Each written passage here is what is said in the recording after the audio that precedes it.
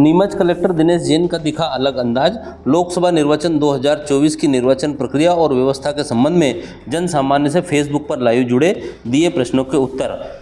शाजापुर जिले में पहले कलेक्टर रहे और अब वर्तमान में नीमच के कलेक्टर दिनेश जैन का एक अलग अंदाज देखने को मिला।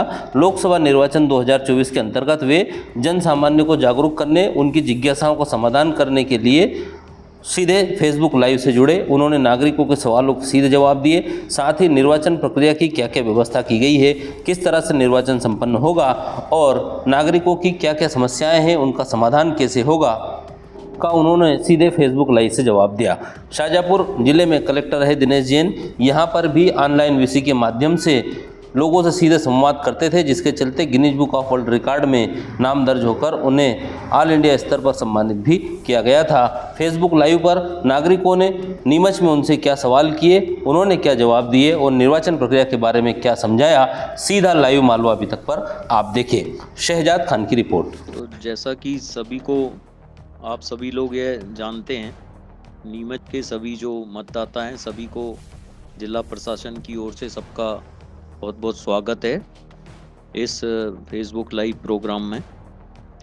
मैं निर्वाचन जो अभी लोकसभा निर्वाचन 2024 होने वाला है उसके बारे में कुछ बेसिक जानकारियां आपके साथ शेयर कर रहा हूं कि ये जो कार्यक्रम है वो हमारा 23 लोकसभा संसदीय क्षेत्र जो है मंदसौर नीमच संसदीय क्षेत्र कहलाता है और जिसका नोटिफिकेशन 18 अप्रैल को जारी होगा और इसकी जो नॉमिनेशन भरने का आखिरी डेट है वो 25 अप्रैल है।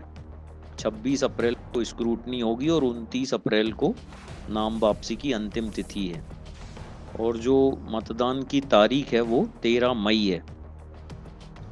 थोड़ा संक्षिप्त में मैं नीमच जिले के मतदान केंद्रों के बारे में जानकारी देना चाहूँगा कि पूरे नीमच जिले में 743 मतदान केंद्र हैं। मनासा में 248, नीमच में 277 और जावद में 218। अभी भी लोग जो है अपना नाम मतदाता सूची में जुड़वा सकते हैं क्योंकि इसमें नियम ये रहता है कि नॉमिनेशन की अंतिम तिथि 25 अप्रैल है, तो उससे 10 दिन पूर्व तक मतलब 15 अप्रैल तक प्राप्त हुए फॉर्म 6 से हम लोग नाम जोड़ सकते हैं। तो नाम जोड़ने की जो अंतिम तिथि है वो 15 अप्रैल तक रहेगी। अच्छा, इसमें जो एलिजिबिलिटी है वो एलिजिबिलिटी 1 अप्रैल 2024 को जिन लोगों की उम्र 18 साल हो गई है, कंप्लीट हो गई है, वो लोग इसके लिए एलिजिबल हो जाएंगे। और जैसा सभी लोग जानते हैं कि इलेक्टोरल रोल में नाम जोड़ने के लिए फॉर्म 6 का उपयोग किया जाता है, किसी का नाम हटाने के लिए फॉर्म 7 का उपयोग किया जाता है और अगर नाम में कोई अमेंडमेंट होना है या रिप्लेसमेंट एपिक करना है या पीडब्ल्यूडी को मार्किंग करनी है या नाम को दूसरी जगह ट्रांसफ़र करना है तो उसके लिए फॉर्म 8 का यूज़ किया जाता है। मतलब फॉर्म 8 के थ्रू 4 तरह के काम होते हैं, बाकी फॉर्म 6 से नाम जुड़ता है और फॉर्म 7 से नाम हटता है। इसी तरह आयोग ने जो है पिछले बार भी होम वोटिंग की सुविधा दी थी। एक पर्टिकुलर कैटेगरी के लोगों को होम वोटिंग की सुविधा दी जाती है, वो लोग अपने घर से वोटिंग कर सकते हैं। पिछली बार विधानसभा में ये जो था आयोग का निर्देश वो था 80+ के जो वृद्ध ऐसे मतदाता हैं वो अपने घर से वोटिंग करते हैं, लेकिन अभी इसमें संशोधन हो गया है और अब 85 वर्ष से अधिक आयु के वरिष्ठ नागरिक होम वोटिंग कर सकते हैं। इसी तरह जो पीडब्ल्यूडी हैं, जो पर्सन्स विद डिसेबिलिटी जो हैं, दिव्यांगजन हैं और उनकी दिव्यांगता का सर्टिफिकेट उनके पास है, तो वो लोग भी होम वोटिंग की सुविधा ले सकते हैं। और तीसरी कैटेगरी रहती है कोविड प्रभावित मतदाता, कि कोविड जो है कोविड से प्रभावित अगर कोई मतदाता हैं जो कि अब संभवतः नहीं है, तो उनको भी होम वोटिंग की सुविधा मिलती है। तो होम वोटिंग की सुविधा के लिए फॉर्म 12D होता है। एक होम वोटिंग की सुविधा प्राप्त करने के लिए एक आवेदन होता है जिसको कि 12D फॉर्म बोलते हैं। तो 12D फॉर्म जो है हम लोगों ने अपने जो BLO हैं, बूथ लेवल ऑफिसर हैं, हर मतदान केंद्र के लिए एक बूथ लेवल ऑफिसर होता है, उस बूथ लेवल ऑफिसर को हम लोगों ने फॉर्म 12D प्रिंट कराकर और उनको दे दिए हैं। अब ये लोग जो हैं घर घर जाकर जो 85 प्लस वाले मतदाता हैं उनको, और जो PWD के बेंचमार्क मतदाता हैं उनको होम वोटिंग का एप्लीकेशन फॉर्म देंगे। फिर वो जब एप्लीकेशन फॉर्म भरकर संबंधित ARO के पास आएगा, BLO के थ्रू ARO होते हैं हमारे SDMs। तो तीनों जो SDM हैं नीमच, जावद, मनासा, वो असिस्टेंट रिटर्निंग ऑफिसर हैं। इस इलेक्शन में जो रिटर्निंग ऑफिसर हैं वो कलेक्टर एवं जिला निर्वाचन अधिकारी मंदसौर जो हैं इस लोकसभा क्षेत्र के लिए रिटर्निंग ऑफिसर हैं, और मैं जो हूँ यहाँ पे नीमच जिले का जिला निर्वाचन अधिकारी की हैसियत से काम करूँगा। जो एसेंशियल सर्विसेज के मतदाता होते हैं उनको भी पोस्टल बैलेट की सुविधा दी जाती है।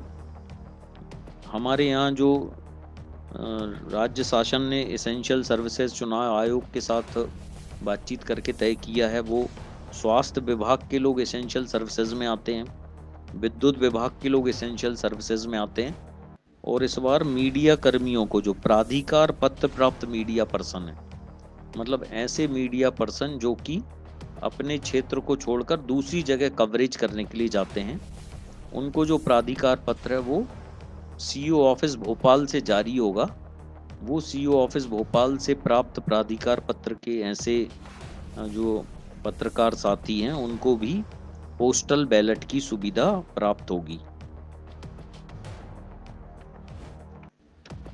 जैसे आप सभी को ये भी मालूम है कि मतदाताओं की पहचान के लिए जो दस्तावेज हैं वो 12 तरह के दस्तावेज हैं एपिक के अलावा। मतलब एपिक अगर आपके पास है तो बढ़िया है, जो इलेक्टर फोटो आइडेंटिटी कार्ड जो है एपिक, वो सभी मतदाताओं को दिया गया है।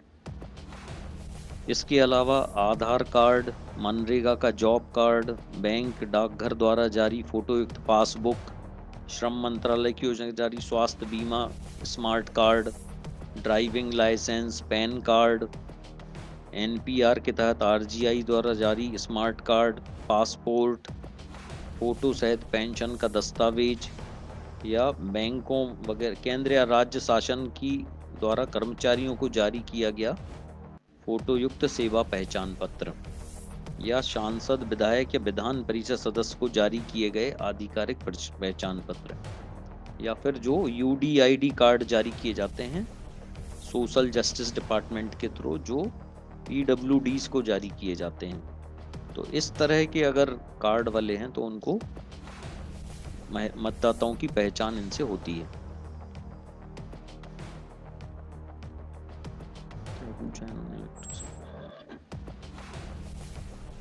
इलेक्टर्स के लिए तो ये जो लोकसभा इलेक्शंस है उसमें किसी भी तरह की कोई उसमें अलग नहीं है। इलेक्टर्स का मतदान केंद्र भी वहीं रहेगा। इलेक्टर्स का जो जैसी सुविधाएं विधानसभा के समय थी वैसी सभी सुविधाएं लोकसभा इलेक्शंस में ज्यों की त्यों रहेंगी। उनको किसी भी तरह से ना तो उनका बूथ बदला जाएगा, ना उनका मतलब और किसी भी तरह के चेंजेस इसमें नहीं होते हैं। बस इलेक्टोरल रोल्स ही अपडेट होता है, और इलेक्टोरल रोल्स इस तरह से अपडेट होता है कि जो मृत या फिर स्थानांतरित मतदाता हैं उनके नाम हटते हैं, और जो लोग एलिजिबल हो जाते हैं उनके नाम जुड़ते हैं। कमलेश प्रजापति जी ने जो सवाल पूछा है उसके बारे में, और इसमें एक चेंज ये रहता है जो कि मोस्टली जो लोग चुनाव के कार्य में लगे हुए शासकीय लोग रहते हैं उनको पोस्टल बैलेट की सुविधा दी गई थी विधानसभा के इलेक्शन में, लेकिन लोकसभा में इलेक्शन ड्यूटी सर्टिफिकेट जारी होता है। क्योंकि लोकसभा ऐसा इसलिए किया जाता है कि विधानसभा में एक ही जिले में 2-3 विधानसभाएं हैं। जैसे अपने जिले में 3 विधानसभाएं हैं, तो एक विधानसभा का अगर एम्प्लॉय दूसरी विधानसभा में ड्यूटी करने जाता है तो उसको पोस्टल बैलेट की ज़रूरत पड़ती है। लेकिन चूंकि ये पार्लियामेंट्री इलेक्शंस में बहुत बड़ा एरिया होता है और सब विधानसभा क्षेत्र बदलने से वो कैंडिडेट्स नहीं बदलते हैं, इसलिए उनको इलेक्शन ड्यूटी सर्टिफिकेट जारी किया जाता है। और जिन एम्प्लॉयज़ को इलेक्शन ड्यूटी सर्टिफिकेट जारी किया जाता है उनकी मार्किंग संबंधित इलेक्टोरल रोल में करते हैं। एक चेंजेस ये है इसमें कि 80 प्लस जो होम वोटिंग की सुविधा पहले विधानसभा में 80 प्लस में थी, वो अब 85 प्लस हो जाएगी।